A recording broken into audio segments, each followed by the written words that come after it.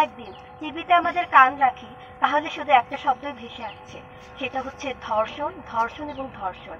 আপনারা জেনে থাকবেন যে 21শে ফেব্রুয়ারিতে একটা ছোট্ট শিশু ফুল নিতে যেয়ে ধর্ষণের শিকার হয়েছে, তারপর ছবি তুলতে যেয়ে ধর্ষণের শিকার হয়েছে। এরই ধারাবাহিকতায় হুট করেই দেখলাম যে আমাদের মাগুরাতে, আমাদের প্রাণপ্রিয় শহরেও এই নারকীয় একটা ঘটনা ঘটেছে। যখন সামাজিক যোগাযোগ মাধ্যমে মেয়েদের এই নিরাপত্তাহীনতার চিত্র দেখতে পাই, তখন একজন মেয়ে হিসেবে, একজন সদস্য হিসেবে শুধু লজ্জায় নয়, বরং আমরা ভীতিকর পরিস্থিতিতে পড়ি। আমাদের মাথায় তখন একটা চিন্তা আসে, আমরাও কি কোথাও না কোথাও নিরাপদ?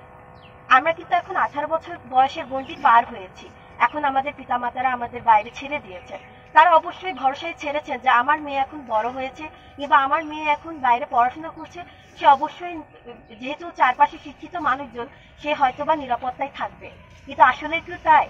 আসলে মেয়েরা কোথাও নিরাপদ নয়। আজকে আমাদের হাতে আমরা একটি তৃতীয় শ্রেণীর আমাদের নিষ্পাপ শিশুর ধর্ষিত দেহ আমরা পেয়েছি। আজকে আমরা এখানে এসেছি আমাদের ওই সমস্ত মা বোন এবং নিষ্পাপ শিশুদের জন্য যারা আতঙ্কের মধ্যে দিন কাটায়। আজকে যদি আমরা চুপ থাকি, আগামীকাল আবার কোনো নরপিশাচের হাতে আমার কোনো নিষ্পাপ মা বোন শিশু ধর্ষিত হবে।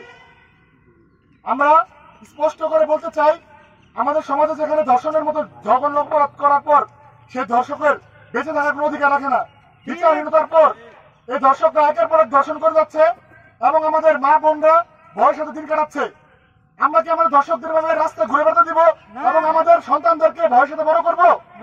এই জন্য আমরা দেশ স্বাধীন করিনি, এই জন্য আমরা 24 গণঅভ্যুত্থান সফল করিনি। কার্যকর করাই প্রমাণ করে এই দেশের বিচারহীনতা সংস্কৃতি। আমাদের এই বিচারহীনতা সংস্কৃতি থেকে ফিরে আসতে হবে সরকারকে, এবং বিচারে কোনো দীর্ঘসূত্রিতা রাখা যাবে না, এবং দৃষ্টান্তমূলক শাস্তি দিতে হবে।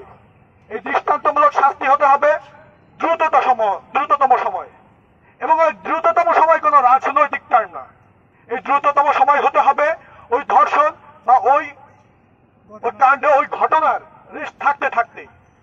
এবং যদি আমরা ওই ঘটনার রেশ থাকতে থাকতে দ্রুততম সময়ের মধ্যে দৃষ্টান্তমূলক শাস্তির ব্যবস্থা করতে পারি, তবেই কেবল এই ধরনের বাজে ঘটনা এবং ধর্ষণ বা অন্যান্য নারী নির্যাতন থেকে সমাজ মুক্তি পাবে।